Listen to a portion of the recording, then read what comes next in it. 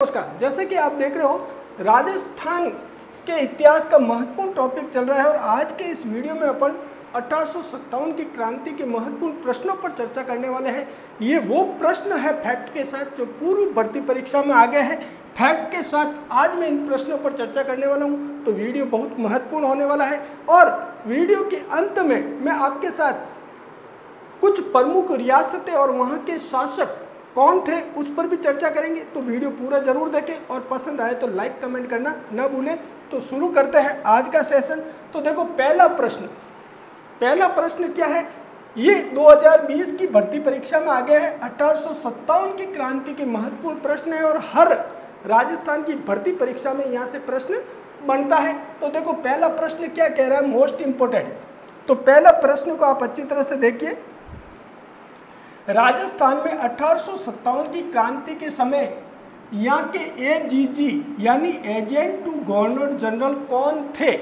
1857 की क्रांति के समय राजस्थान के एजीजी या एजेंट टू गवर्नर जनरल कौन थे? तो आपका आंसर होना चाहिए जॉर्ज पैट्रिक लॉरेंस। कौन थे? George Patrick Lawrence. अब आपके मन में ये प्रश्न आना बहुत स्वाभाविक है कि सर ये AGG agent to governor general क्या था, ये राजस्थान में कितने थे, इसका मुख्य अधिकारी कौन होता था, तो उसको थोड़ा सा समझ लेते हैं। तो ध्यान से देखिए, अंग्रेजों ने अधीनस्थ संधि के तहत, इसे याद रखें आप, अंग्रेजों ने अधीनस्थ संधि के तहत 1832 में हुई थी। ध्यान रखना, कब हुई थी? 1832 में अधीनस्थ संधि हुई थी।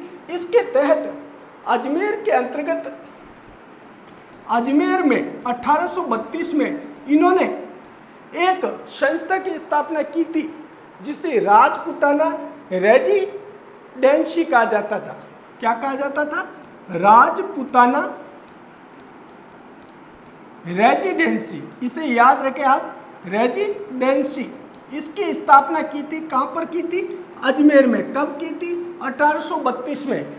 ये जो राजपुताना रेजिडेंसी थी, ये पूरे राजस्थान के अंतर्गत शासन प्रशासन में ध्यान रखती थी और इसका जो मुख्य अधिकारी होता था, मुख्य अधिकारी, उसे कहा जाता था एजीजी। क्या कहा जाता था?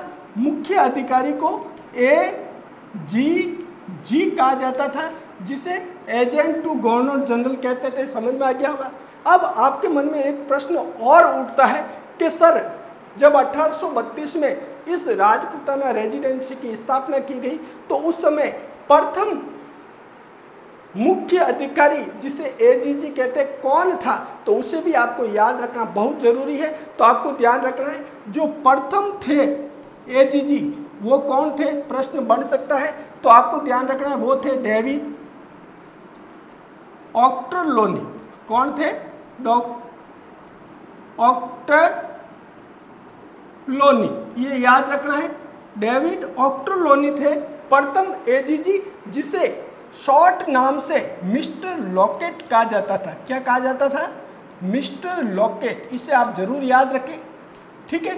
अब आपके मन में एक और प्रश्न बन रहा होगा कि सर, आप कह रहे हो ये एजीजी अजमेर में बैठता था, तो फिर हमने जो पढ़ा है वो माउंट आबू का पढ़ा है। तो आपको बता देता हूँ, प्रथम जब स्थापना हुई 1832 में, तब इसका मुख्यालय अजमेर था, ठीक है। गर्मी की वजह से, इसे याद रखना है, गर्मी की वजह से फिर इस मुख्यालय को 1845 के अंतर्गत, याद करें, नोट करें, 1845 के अंतर्गत माउंट आबू में स्थापित कर दिया गया। कहाँ स्थापित किया गया? माउंट आबू। माउंट आबू में क्या मुख्यालय ले गए? यहाँ पर मुख्यालय कहाँ स्थापित किया गया? माउंट आबू। तो आपसे प्रश्न बन सकता है कि एजीजी या agent to governor general Rajputana residency का सर्वप्रथम मुख्यालय कहाँ था? 1832 में अजमेर में, ठीक है। फिर माउंट आबू में कब स्थापित किया गया? गर्मी में, 1845 में। याद रखना, इसका मुख्यालय माउंट एवरेस्ट नहीं, माउंट आबू में स्थापित, जो राजस्थान के अंतर्गत आया गया है वहाँ पर। और प्रथम एजीजी कौन थे? तो डेविड ऑक्टरलोनी थे, जिसे मिस्टर लॉकेट कहा जाता था। और आपके इस प्रश्न का आंसर है 1857 की क्रांति के समय एजीजी या एजेंट टू जनरल कौन थे? तो आपको ध्यान रखना है जॉर्ज पैट्रिक लॉरेंस। कौन थे? George Patrick Lawrence. मेरे हिसाब से यहाँ से जो भी प्रश्न बनते हैं वो मैंने आपको बता दिया। आगे बढ़ते हैं, अगला प्रश्न देखिए। दूसरा प्रश्न है, वीडियो को स्किप ना करें, पूरा देखिए। 1857 की क्रांति में बिल्कुल आपको यही से प्रश्न बनेंगे और मिल जाएंगे पूर्व भर्ती परीक्षाओं में से। मैंने 2020 से 2024 की भर्ती परीक्षाओं में आए हुए सारे प्रश्न जो 1857 की क्रांति के हैं उन्हें समायोजित करने का एक छोटा सा प्रयास किया है, तो आप जरूर वीडियो को पूरा देख लें। अंग्रेजों के शासनकाल में राजस्थान में पॉलिटिक रेजिडेंस का मुख्यालय था।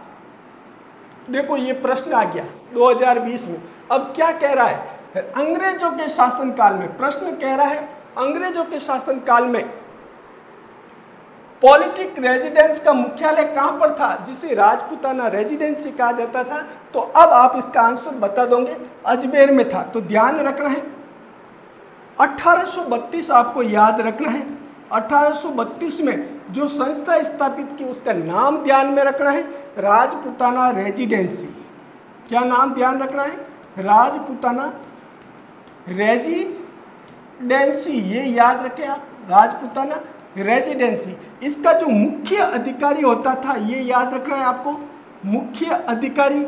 मैं बार बार आपको बता रहा हूँ, इसका जो मुख्य अधिकारी होता था उसे ही कहा जाता था एजीजी। समझ में आ गया? 1857 की क्रांति के समय, 1857 की क्रांति के समय कौन थे ध्यान रखना है। और जब ये 1832 में स्थापित हुई तब कौन थे? तो आपको याद रखना है लॉकेट। कौन थे? मिस्टर लॉकेट कहा जाता था, जिसे मिस्टर लॉकेट थे प्रथम। और 1857 की क्रांति में कौन थे? आपने देख लिया होगा, देख लो एक बार, कौन थे? George Patrick Lawrence. समझ में आ गया? तो ये दूसरा प्रश्न था। अगला एक और प्रश्न आप देखिए फैक्ट के साथ। तो अगला प्रश्न देखिए, मोस्ट है सारे प्रश्न, क्योंकि जब भर्ती परीक्षा में आए हैं तो मोस्ट ही होंगे। इसका अपन फैक्ट के साथ चर्चा कर रहे हैं। तो देखो, राजस्थान में रियासतों पर प्रभावी नियंत्रण स्थापित करने के लिए एजीजी का पद कब सृजित किया गया? ये 2020 में आ गया। तो कब हुआ? आंसर आपका आना चाहिए सर 1832। बिल्कुल 1832 में एजीजी का पद सृजित किया गया और अजमेर में स्थापित किया गया। अब आपको यहाँ याद रखना है 1832 में इसका मुख्यालय पद सृजित होकर अजमेर में था।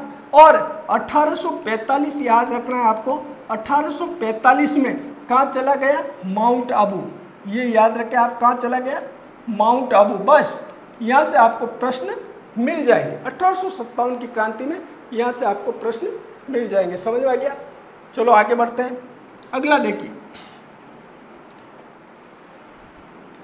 अगला देखिए 1857 के विद्रोह के समय राजस्थान में कितनी सैनिक छावनियाँ थी? 2021 की भर्ती परीक्षा में आए नए विद्यार्थी और पुराने विद्यार्थी अच्छी तरह से देखें।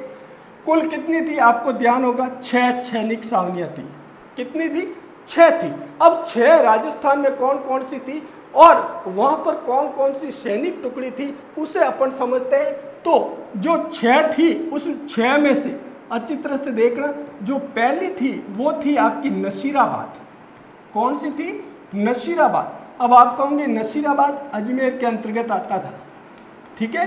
अब यहाँ पर कौन सी थी? तो 15वीं बंगाल, 15वीं बंगाल नेटिव इन्फेंट्री, ये याद रखना है। 15वीं बंगाल नेटिव इन्फेंट्री याद रखना है आपको, इन्फेंट्री। ये टुकड़ी यहाँ नसीराबाद में रहती थी, 15वीं बंगाल नेटिव इन्फेंट्री, ठीक है।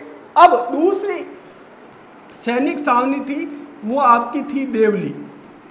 कौन सी थी? देवली थी। देवली किसके अंतर्गत आती थी? टोंक के अंतर्गत। किसके अंतर्गत आती थी? टोंक के अंतर्गत आती थी। और यहाँ पर जो सैनिक टुकड़ी होती थी उसे कोटा कंटीजेंसी कहा जाता था। कोटा कंटीजेंसी सैनिक टुकड़ी कहा जाता है। जेंट या जेंटी, कंटिल जेंटी कहा जाता है, याद रखना है। तीसरी जो सैनिक, आपको मेन यही याद रखना है, देवली टोंक, कोटा, कंटिल जेंट, जेंसी या जेंट भी मिल जाएगा आपको कई बार, कंटिल जेंट दोनों याद रखें। ये टुकड़ी कहाँ थी, देवली में, आपको याद रखना है। तीसरी जो सैनिक छावनी थी वो थी एरिनपुरा। कौन सी थी, एरिनपुरा। अब एरिनपुरा कहाँ आया हुआ है तो आपको ध्यान रखना, पाली के अंतर्गत एरिनपुरा था, और यहाँ पर जो सैनिक टुकड़ी थी उसे कहा जाता था जोधपुर लीजियन।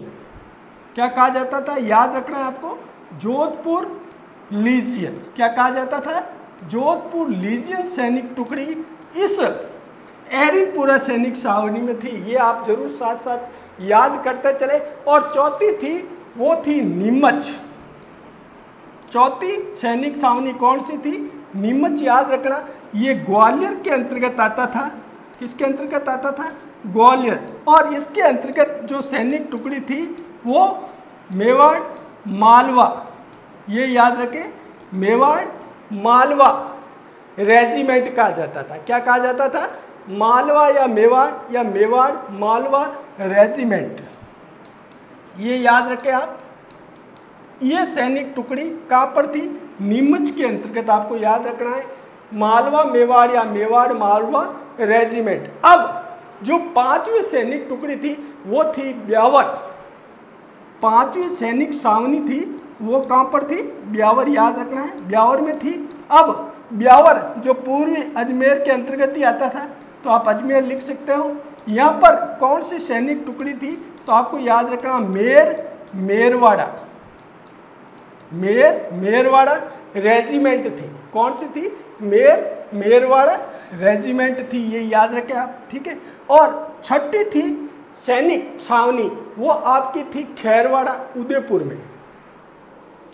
कौन सी थी, खैरवाड़ा, ठीक है। अब ये किसके अंतर्गत आती थी, उदयपुर के अंतर्गत आती थी, ठीक है। और यहाँ पर जो सैनिक टुकड़ी रहती थी उसे भील रेजिमेंट कहा जाता था, ये भी आपको याद रखना। मेरे हिसाब से 6 के 6 सैनिक छावनियाँ मैंने लिखा दी है, इनको ऐसे कैसे आप अच्छी तरह से याद कर लें। एक चीज़ और मैं आपको कहना चाहता हूँ, यदि आपको इसके PDF नोट्स चाहिए तो आप मेरे टेलीग्राम चैनल जो इसी नाम से है IG Hindi academy, IG Hindi academy, उस पर आप ज़रूर जुड़ जाए। वहाँ पर आपको 1857 की क्रांति के प्रश्न मिल जाएंगे और कुछ फैक्ट भी आपको मिल जाएंगे। आगे बढ़ते अगला प्रश्न।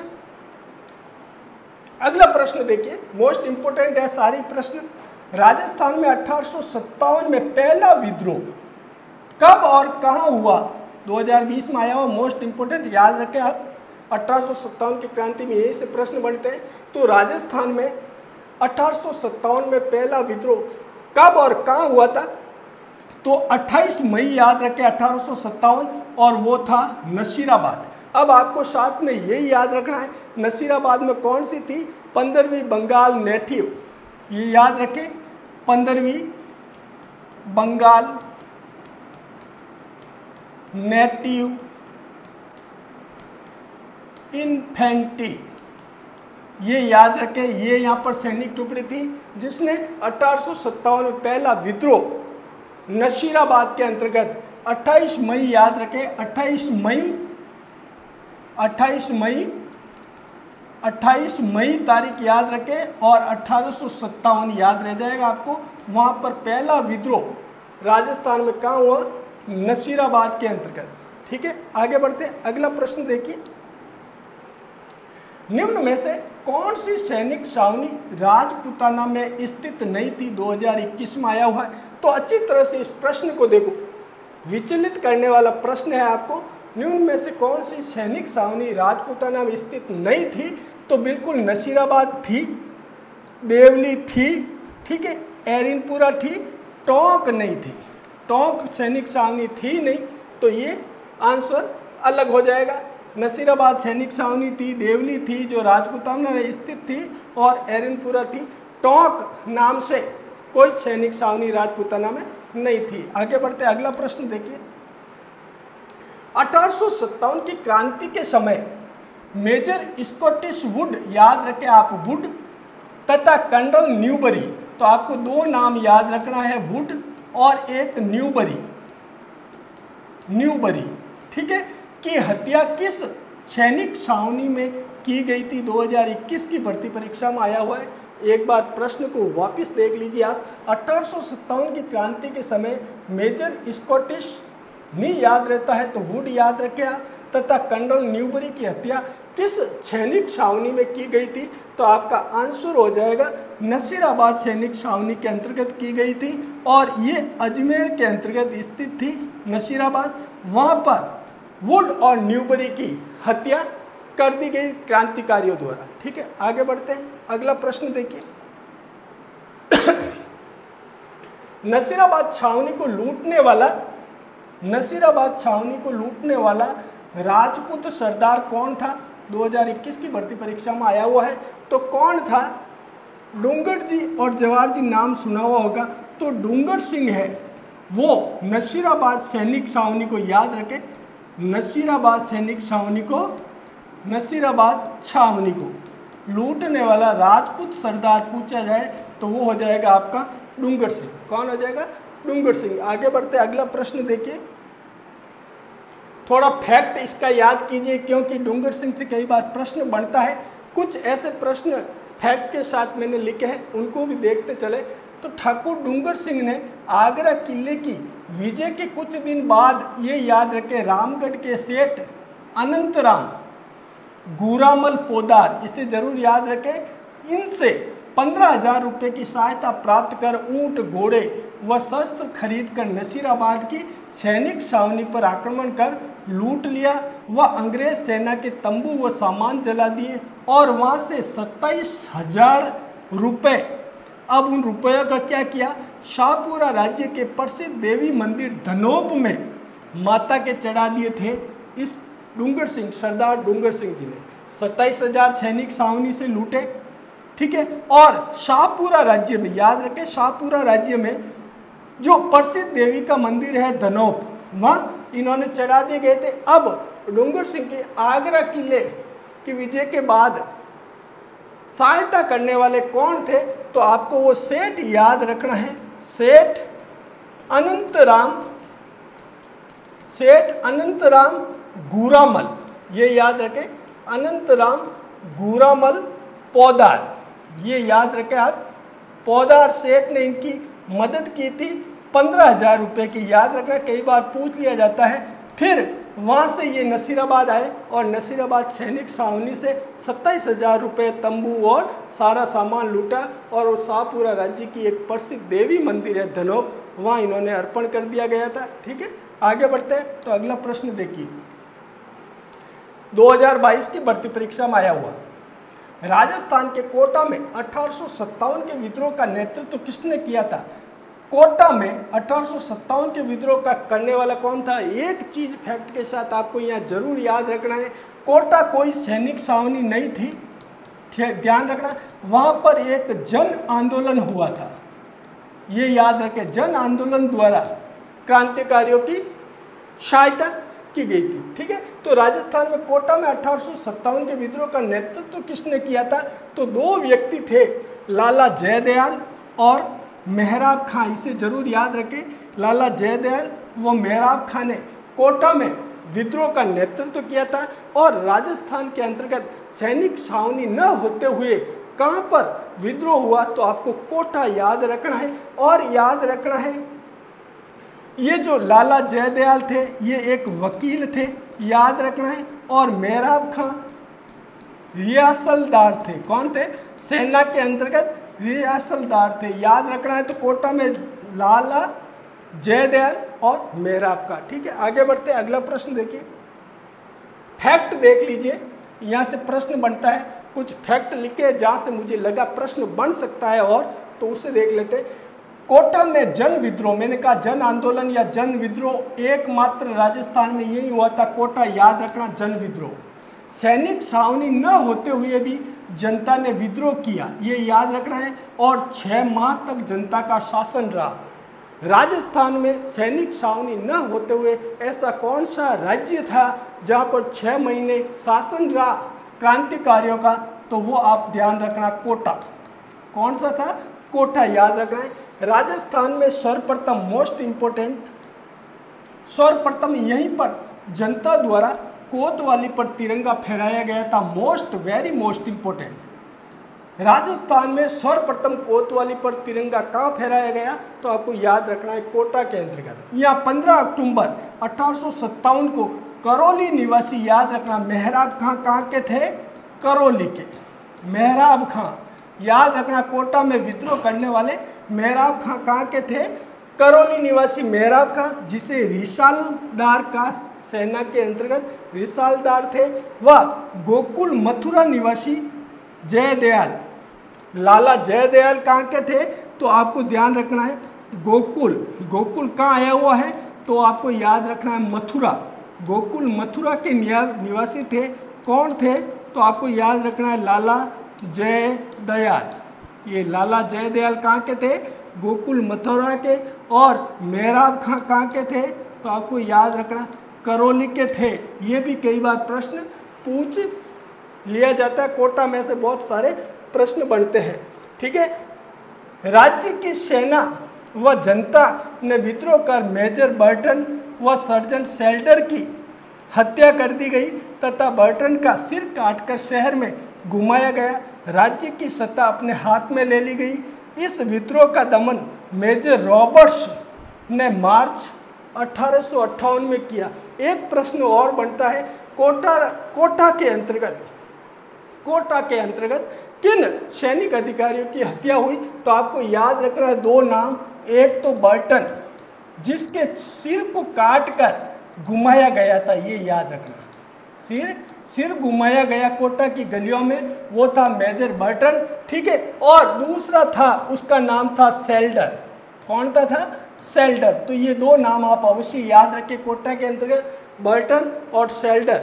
ठीक है, उसमें से बर्टन का सिर काटकर कोटा की गलियों के अंतर्गत घुमाया गया था। और कोटा एक जन विद्रोह का केंद्र था और यहाँ पर अधिकतम 6 माह तक, याद रखना, 6 माह तक क्रांतिकारियों के हाथ में राज्य की सत्ता रही थी। आगे बढ़ते हैं, अगला प्रश्न देखिए। जयदयाल व मेहराब खां ने राजस्थान के किस नगर में 1857 की क्रांति के दौरान क्रांतिकारियों का नेतृत्व किया? देखो 2023 की भर्ती परीक्षा में हाल ही में आया हुआ प्रश्न अच्छी तरह से वापिस देखिए। जयदयाल कहाँ के थे? तो आपको याद रखना है जयदयाल, मैंने कहा था गोकुल कहाँ आया हुआ है? मथुरा के निवासी थे। ठीक है, कोटा में इन्होंने क्रांतिकारियों का नेतृत्व किया था। और मेहराब खां कहाँ के थे?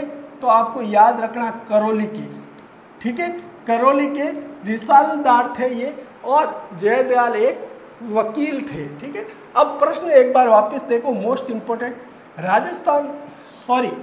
जयदयाल व मेहराब खां ने राजस्थान के किस नगर में 1857 की क्रांति के दौरान क्रांतिकारियों का नेतृत्व किया था? तो आपका आंसर हो जाएगा कोटा के अंतर्गत। ठीक है, कोटा के अंतर्गत जयदयाल और मेहराब खां ने। मोस्ट इंपोर्टेंट प्रश्न कोटा से बनेंगे। आगे बढ़ते हैं, अगला प्रश्न देखिए। मोस्ट इंपोर्टेंट, 1857 के विद्रोह के दौरान मेजर बर्टन, मैंने कहा था, वह उनके 2 पुत्र कहाँ मारे गए? ये प्रश्न बन रहे हैं, 2020 में आया हुआ है। मेजर बर्टन व उनके 2 पुत्र कहाँ मारे गए? तो आप इसका आंसर दे दोगे कोटा।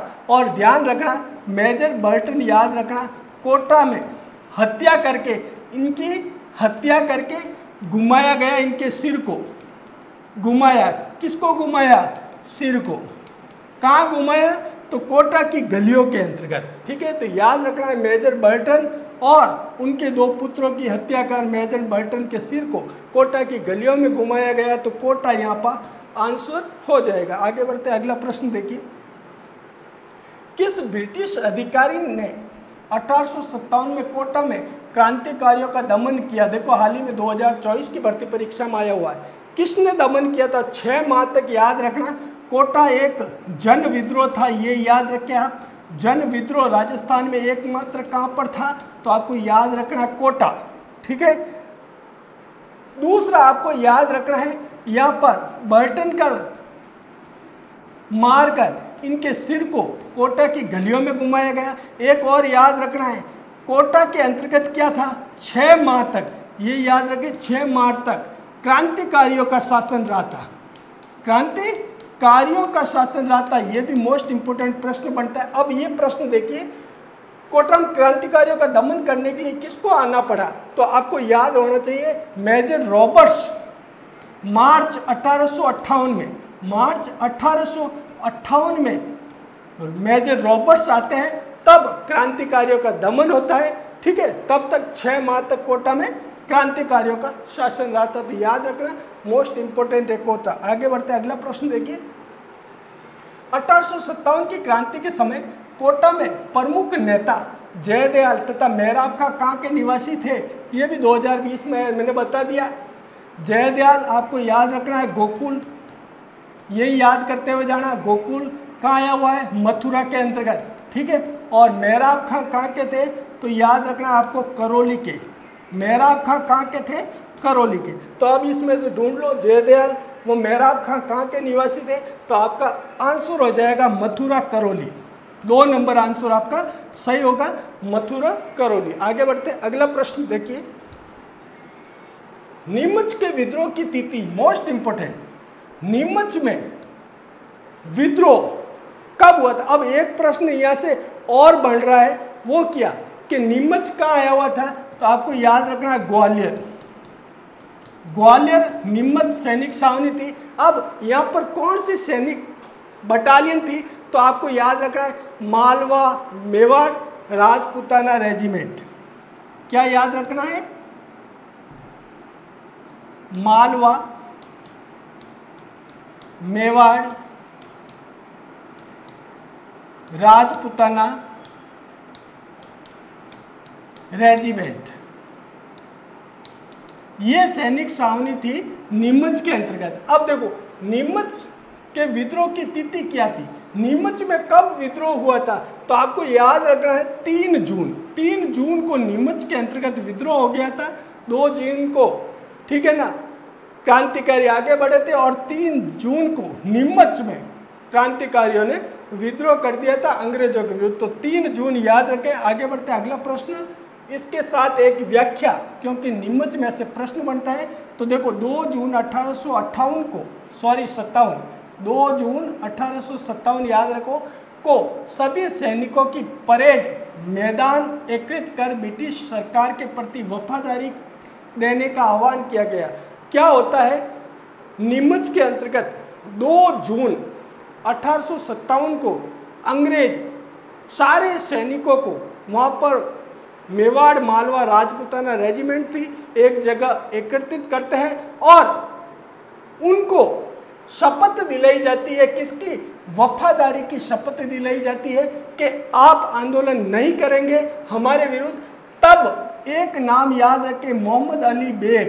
क्या याद रखना है आपको, मोहम्मद अली बेग, ये नाम याद रखें, मोहम्मद अली बेग सैनिक। और साथ में एक सैनिक और है, 2 आपको नाम याद रखना है, एक तो मोहम्मद अली बेग और दूसरे थे हीरा सिंह। याद रखना है, क्या क्या नाम था, हीरा सिंह। तो देखो क्या होता है, जब 2 जून को सैनिकों को बाहर बुलाकर अंग्रेज अपने प्रति वफादारी की शपथ दिलाते हैं, तब मोहम्मद अली बेग नाम का सैनिक बाहर आता है और वो अंग्रेजों को कहता है कि आपने अवध पर बिना किसी कार्य के आक्रमण कर दिया, आपने अवध के प्रति वफादारी नहीं निभाई, तो हम कैसे वफादारी निभा सकते हैं। तो देखो इस पर मोहम्मद अली बेग नामक एक सैनिक ने साहसपूर्वक आगे बढ़कर एबॉर्ट को कहा, क्या कहा, अंग्रेजों ने अपनी शपथ भंग की है, क्या उन्होंने अवध पर अधिकार नहीं किया, अतः उन्हें ये अपेक्षा नहीं करनी चाहिए कि भारतीय अपनी शपथ का अनुपालन करेंगे और क्रांति कर ली।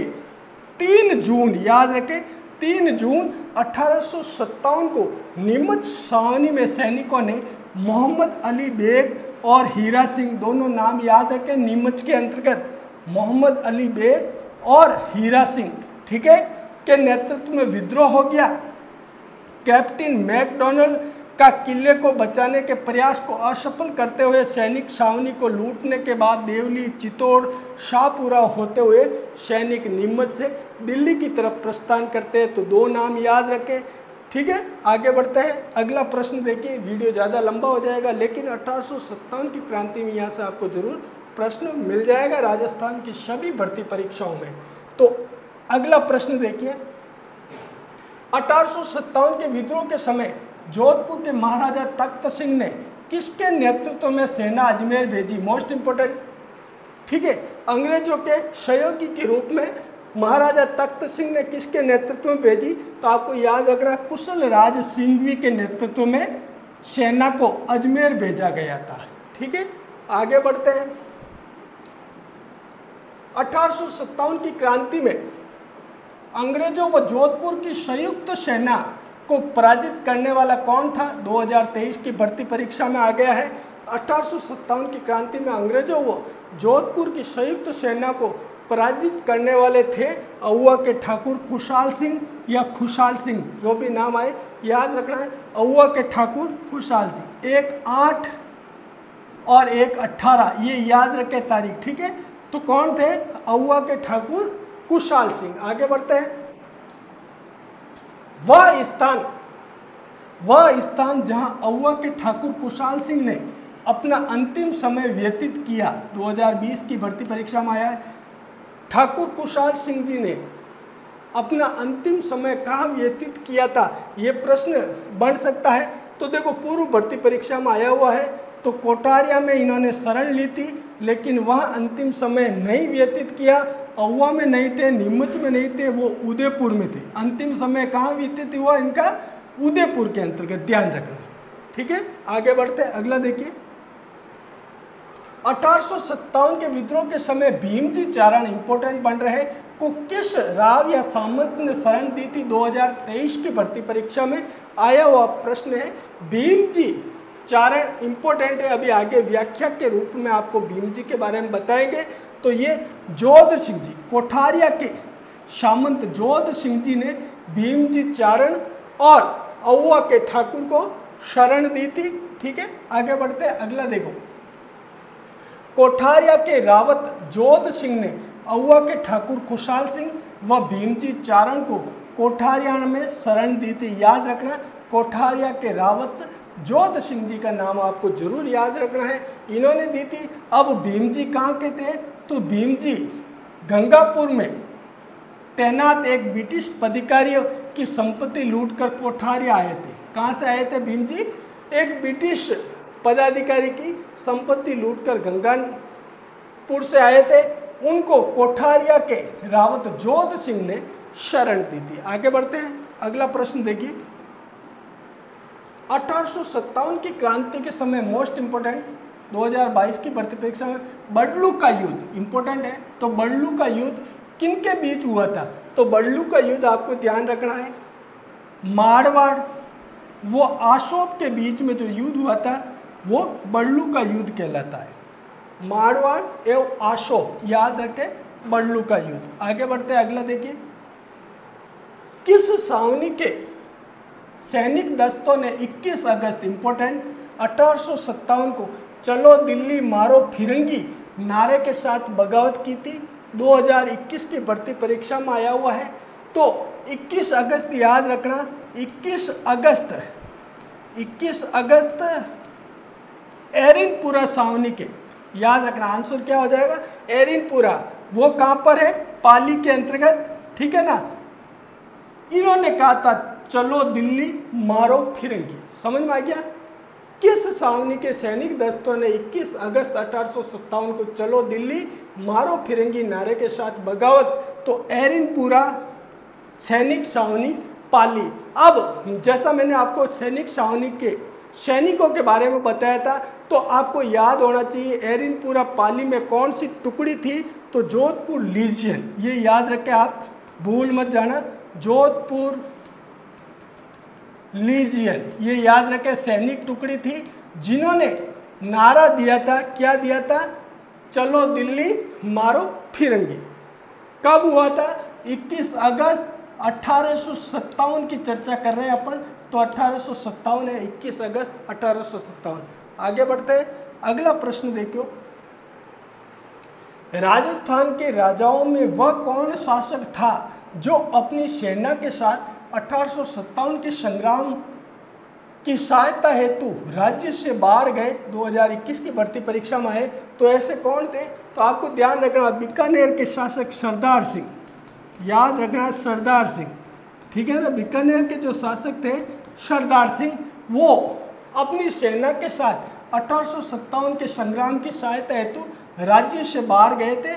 बीकानेर के शासक सरदार सिंह, याद रखना है। आगे बढ़ते हैं, अगला प्रश्न देखिए। वीडियो ज़्यादा लंबा करना मेरा मकसद नहीं है, मेरा कम से कम समय में आपको अधिकतम फैक्ट के साथ प्रश्नों की चर्चा करना। ये सारे राजस्थान की भर्ती में आने वाले प्रश्न हैं। 1857 की क्रांति में आपको यहाँ से प्रश्न जरूर मिलेंगे।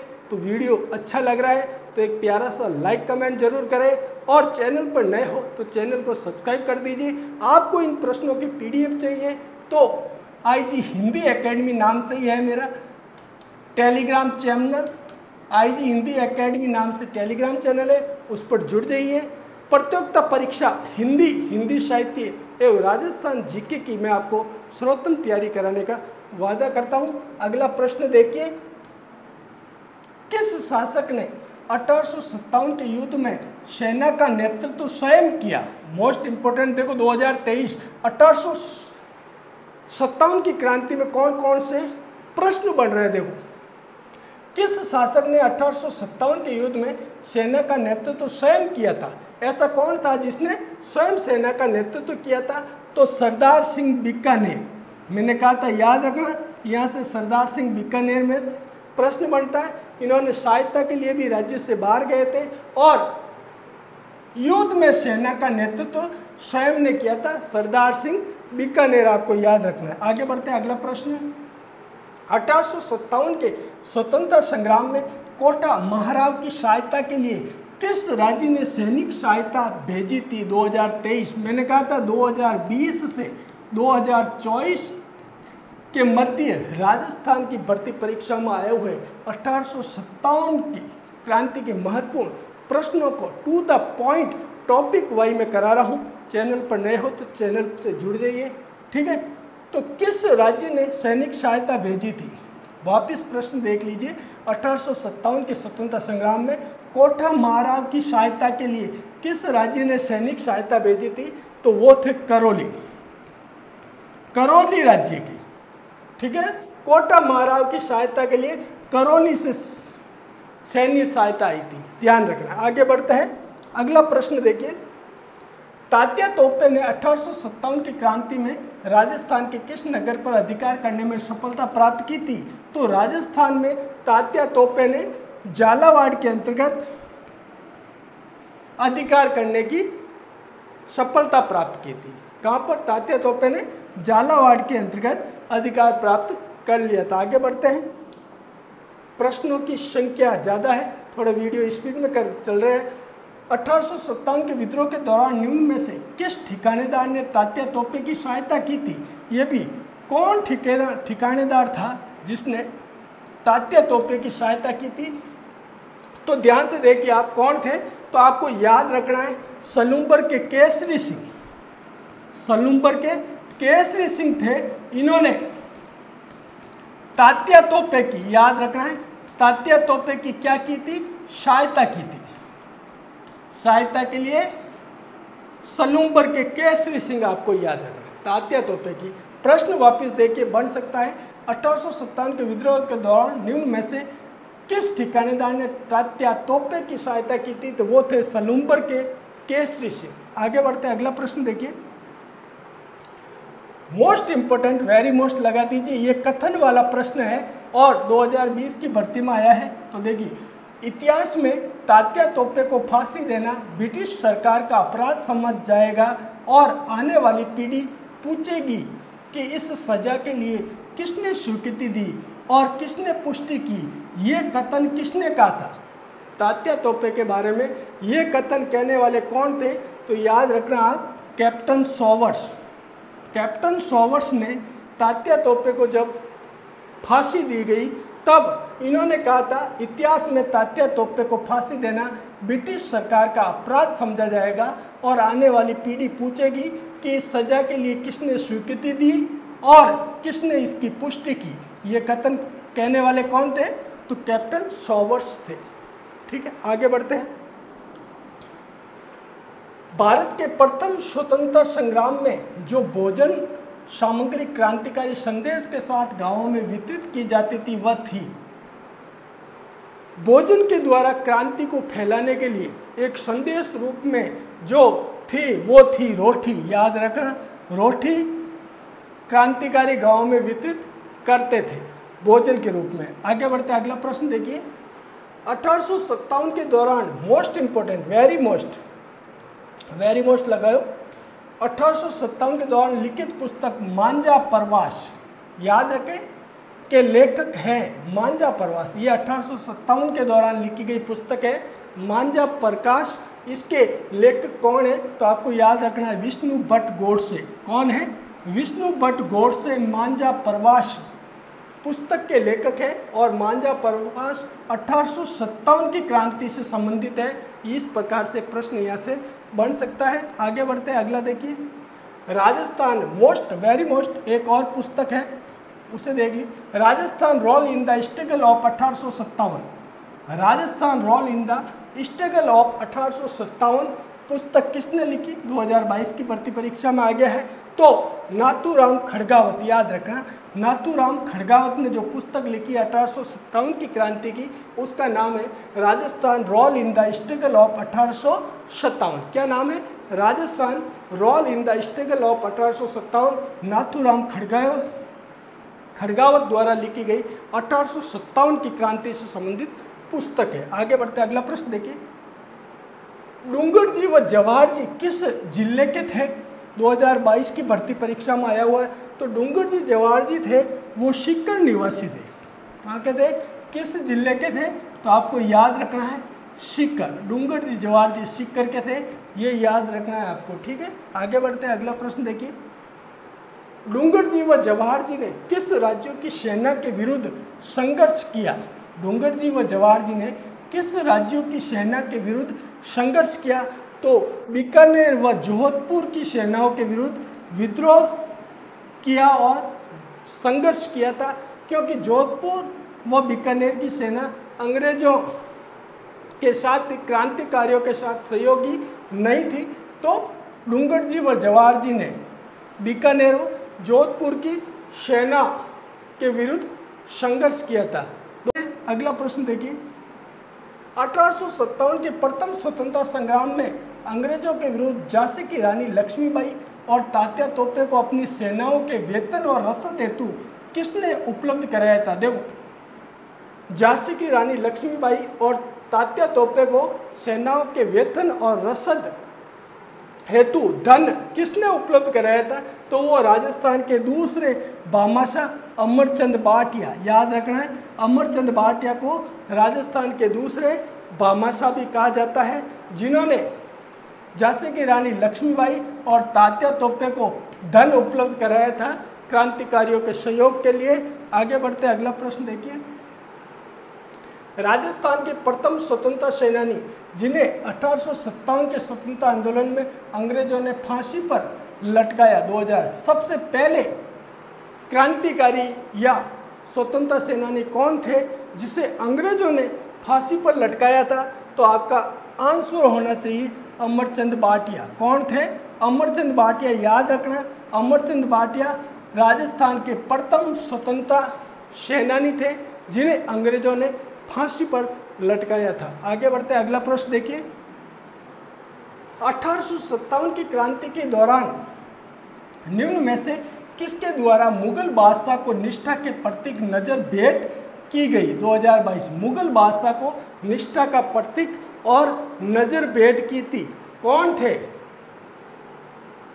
तो आपका सामोद के रावत शिव सिंह। याद रखना, सामोद के रावल शिव सिंह थे।